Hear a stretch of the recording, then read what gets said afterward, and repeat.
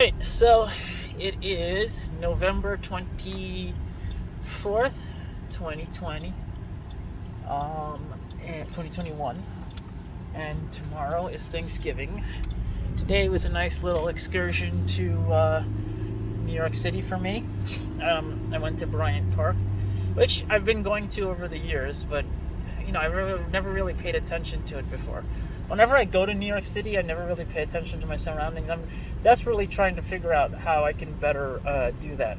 And I think I mentioned in one of my previous videos that I went on an architecture tour hosted by a non-professional tour guide. Somebody I know, a friend, the boyfriend of a friend, who decided to do this tour in the city, and they they walked around and they were trying to explain the area. I guess they'd researched the area beforehand, and they saw a lot of interesting things, and then they were keen on discussing the things. And this was downtown New York City around FiDi. So yeah, I feel like it probably takes some. What I should have done, I was trying to research like physics stuff on the train, and I realized, I really want to be conversing with physics. And I did learn about some interesting things like the science of curves and the discipline of the study of curves and surfaces and whatnot, and the Taresian metric, etc. But I think I really should have been studying stuff about New York City and Bryant Park. I think whenever I go to an area, on the way there and on the way back, I should learn about that area, at least in some amount. But Bryant Park is easy to get to, actually. I never have it like in my conception typically how easy it is to get to, but it's pretty easy to get to. I just take the PATH train to 33rd Street, then take the F train, which is, or to 23rd Street. I don't go to 33rd Street. I take the PATH train, which is ultimate destination is 33rd Street, and I get off at 23rd Street and do a switch at the F train to go to the at the 23rd Street F train station to go to 42nd Street, Bryant Park, and 5th/6th Avenue. So that was interesting. And I got some nice video of Bryant Park. Bryant Park is where they have that nice ice skating ring that I feel like one of these days, to complete the different excursions and things in my life, I gotta go and just do it. I was thinking about it. I mean, I'm not huge. I haven't really ice skated before, but it might be nice to say that I tried, and that might be a good place to do it. Though it looks like the groups of people that do it there are doing it in like chunks. Like there's series of people doing it for a certain amount of time, and then they have to switch, and they have some dead time, and then another group comes on later, and that just seems to be the thing to do. I don't know how often I need to practice ice skating. Probably a lot, and probably before I even get there. But I'm sure I can find a skating rink around somewhere to get my skating groove on. But I do want to become conversant with axe throwing, actually. So that's going to be my next thing that I really get into, hobby-wise. I've gotten somewhat into cardistry. I still have to perfect the art.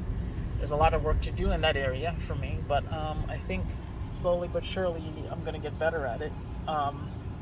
But yeah, like I that's one of there's certain skills, like Rubik's Cube is also up there. I was thinking about it. Like I have to get good at cardistry, and which I'm having, interesting thing. I'm having a lot of practice with it, because something that I found that was really like life changing. And this is gonna sound small, but I visit my mom on a daily basis, and you can call me a mama's boy or whatever. But I visit my mom on a daily basis, and I actually talk to her.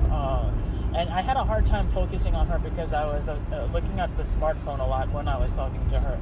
And the smartphone really does just sap your attention, right? And so, the conversations I was having with her were relatively subpar, and I noticed it, and I felt bad about it because, my mom is older and whatever. But I realized that instead of doing that, when I talk to her, I can practice the cardistry moves that I've learned up to this point, including the revolution cut, the Charlier cut, the swing cut, the thumb cut, the swivel cut, and the several riffles and fans and cascades and waterfalls, things like that. All of that, and all the friffle is also something I want to learn, among several other moves. And so I can do all this stuff, like kind of autonomically and perfecting my overall card manipulation. Oh, and just of course the regular riffle shuffle, and faro shuffle, and perfecting my cardistry while talking to her. Feels like I'm actually getting good. I'm kind of doing two things at once, and I can concentrate a lot better in talking to my mom when I do the cardistry stuff. So that's really cool. And to me, that's like a life-changing kind of thing, because I feel like now I'm communicating with my mother, and I'm now, learning a lot from her, and paying attention to her more. And I feel like, it's generally was a positive discovery that just kind of happened by happenstance one day, as I was just doing that while I was talking to her. And so I want to have similar revelations with the hobbies I choose to pick up. Like maybe I'll be doing Rubik's Cube while talking to her in the future or whatnot. So I can kind of do that autonomically. But Rubik's Cube requires me to sit down and I think on a daily basis go over the basics of the cube stuff. I mean, at this point in time, I think maybe, now that I've gotten some basic cardistry down, the Rubik's Cube stuff shouldn't be as complicated, because I think the whole concept of following a sequence of steps and doing manipulations was what was initially more difficult about the cardistry, and it's still difficult. There's some of the more advanced / basic moves that, like the civil cut, that I still have to learn, and that's a lot of stuff is going on with that cut, but it's still considered the grandfather of two-handed cuts apparently. So I have to go down that route and perform it, which I'll be doing at some point. Anyway, but that was interesting, and so besides that, what else? So this Bryant Park vegetarian meetup was kind of interesting. It was one of those walking type meetups where you have to meet the guy by 7 o'clock, and he has a sign, and he says, and then they go into Bryant Park. So one thing I learned is that he's not super strict about the starting time. He said that we would get into the park by 7, so I tried my hardest to plan a trip where I would be able to get over to Bryant Park by 7, and I was pretty effective in the legs of my journey. Though the thing is, I was fairly apprehensive, and the thing is, I didn't tell my wife about this, but going to New York City was what made me apprehensive, and rightfully so, because everybody knows about the crime increase in New York City, which is something I should have been reading about also on the train. But I just read the other day there was a stabbing on the then Grand Central Station around 11 o'clock. Now, of course, I wasn't out till that time, so that was good. But given that there was a stabbing there at that time, and a fatal stabbing by there was a random killing, I feel unsafe, and I feel that generally, if I want to do a meetup, which I do, I'm trying to do 1 to 2 meetups a week. Probably I'll get on that 2 meetup a week train again. I want to try to do ones that are in Jersey City, and I did find a good group called Jersey City Connects, which was really nice, and they had some comparative success earlier in the year. Like the girl Elisa, who hosts the group, I actually paid for a party with her, and apparently that party comes with a complimentary pool lesson. But you know what? Ironically, I can become a pool shark anytime I want, because not anytime I want, but I can become a pool shark because, like, at my job, there's pool tables and basketball rims and stuff. They're all just there, and shuffleboard, etc. So I was thinking, if I ever start going back to work randomly, I might make sure that I add pool to my itinerary. So anyway, well, that's a little bit about that story, and just to say that was fun. So tomorrow's Thanksgiving, and I'm a little bit worried. I'm gonna have my mom over for Thanksgiving, and the thing is, my mom and my wife, like, they've had a history of, apparently now they're cooler, but that parts of that history never really died down. Like in 2017, my wife flipped out at my mom, and she was having her own issues, and I think my wife flipped out over my mom because she flipped out in general. Because like I remember the situation was that I had bought chicken in the store, and I put the chicken in a bag. It was 2017 or 2018. I think maybe 2018, whatever. I put the chicken, and I didn't realize that chicken touching a bag could cause salmonella to spread. Like I didn't really consider the source of salmonella being raw chicken, and apparently something millennials, of course, which my wife is of the generation of younger millennials, or rather the sub-generation, they have make sure they were, at least at that reading of that time, they were kind of concerned to put a bag over everything because they don't want chicken contacting other things. And honestly, I think like it's such a small, the base rate of such a thing happening is very small. So that's probably one reason that instinctively still it doesn't cause me any pause to put chicken touching other items. But, I may have a conversation one day which leads me to believe that it's actually the case where it is a bad idea to have chicken touching other items so that it can spread some of its salmonella to those items. But anyway, besides that point, I went on a long tangent there, as I tend to go on tangents. My mom and my wife had issues, and there are lots of arguing. It's too much to go into now. I think I've probably at some point got into it before. I don't want to revisit that path because it was fairly traumatic being caught within both of those bounds, and whenever either of them really gets mad at me over something related to the other, I just remind them that I have to be in the middle of their situation and my desire to separate them, but still have my mom accessible for me to go and check on her, right? But the point is Thanksgiving was, I'm doing point inception here. The point is Thanksgiving was tough also, like, especially cool also because my wife doesn't talk to her her brother or her dad anymore, because both are very, relatively toxic people and have lots of issues. Though I assume that at least her brother has grown out of some of them. I mean, it's just weird. Yeah, and it is kind of weird having a very small Thanksgiving in general.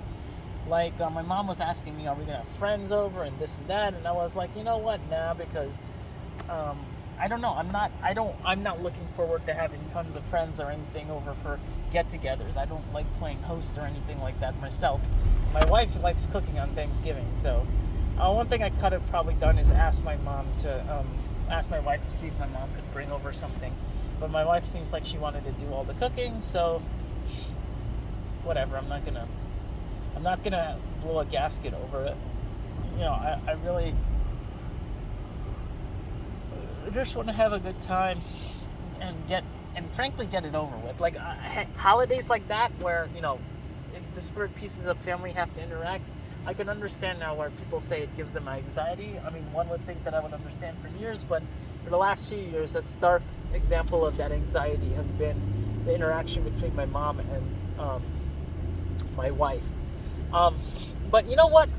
All that aside, Thanksgiving is something I think that should be celebrated, regardless of native casualties, as Tom McDonald likes to put it. But I mean, we should just remember the Trail of Tears, all the stuff that happened against Native Americans, but I'm not really for renaming the holiday the Indigenous People Day. I don't know. It has an interesting ring to it, but that's not me. That's not the country I was raised in. But back to the point, right? So I don't know what the point is. These videos, though, I'm glad I'm being able to access more content from my memory the more I practice these videos. But now I have to work on sorting the content into relevant buckets, because it's easy to lose track of yourself. Easy for me to lose track of what I'm saying. So what else is interesting? So I have been watching Tiger King online. I, of course, didn't have good sleep this week. That's why I'm tired of shit. And tonight I'm hoping to get some good sleep. But I just have such, I'm reverting to my poor sleep hygiene days, and I've got to get back out of that. So I've got to I have to get to my 7 to 8 hours of sleep in a day eventually. But now it's between 5 to 7 and sometimes 4. Again, I'm feeling tired, and I apparently looked tired. I looked tired on the train, and I looked tired elsewhere. And I was actually, by the person I was eating with today, who was this lady named Magdalena from the vegan group, saying, she pointed that out to me. So, yeah. Oh boy, I am tired. Anyway, alright, so what else should I talk about? Yeah, but the meetup group was this walking group. That was fun, but I'm still debating what kind of meetups I should go to. I'd rather go to the Jersey City meetups, or even start looking in meetups in other locations. It's just a thing that's been an integral part of my life. It's been a habit of mine, and making these kinds of videos is also something that I approve of as a habit, because it's a journal of me that you get to see. If you happen to watch my videos, they're not public, and yeah, I don't think I'm going to make them that way. No, they are public. They're just unlisted, I guess, or no, some are. I guess I choose between what's private and what's public as far as my journal is concerned, because I don't want everything to be known by people who it might affect. Because, yeah, I just, I want to. Yeah, I don't know. Anyway, oof, man, I'm losing my trains of thought pretty easily today.